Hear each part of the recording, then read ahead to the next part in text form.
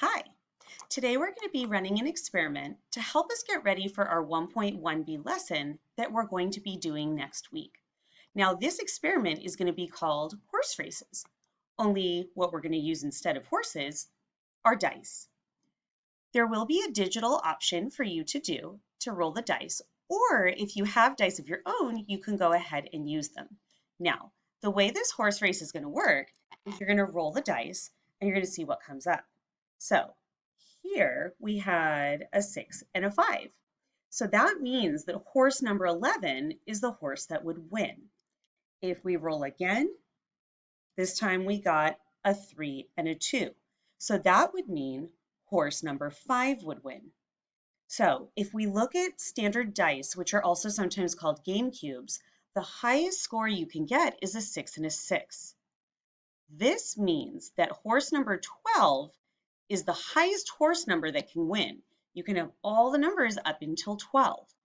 So what I want you to do is to pause and take a moment to think about which horse do you think is most likely to win this race.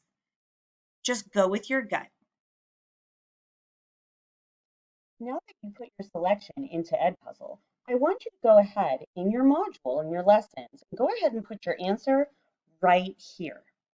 So what we're going to do now is you're going to be doing 30 rolls of your pair of dice.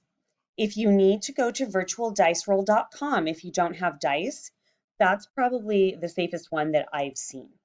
I'm going to give you an example of what would happen and how we would fill out this chart. So the first thing I rolled was a 6 and a 2. That would mean that horse number 8 would win. So I'm going to come over to number 8 and I'm going to kind of shade it in. Then I'm going to roll again. This time I got a 2 and a 1. So that's going to be 3. I rolled again. This time I got a 10. I rolled again and I got another 8. Now, this is just my example. Your numbers are going to look a little bit different, and that's completely okay. So remember that you're going to be doing 30 rolls on your own. Something that can be helpful is to kind of tally every time you're rolling to make sure that you don't do too many and that you actually have enough.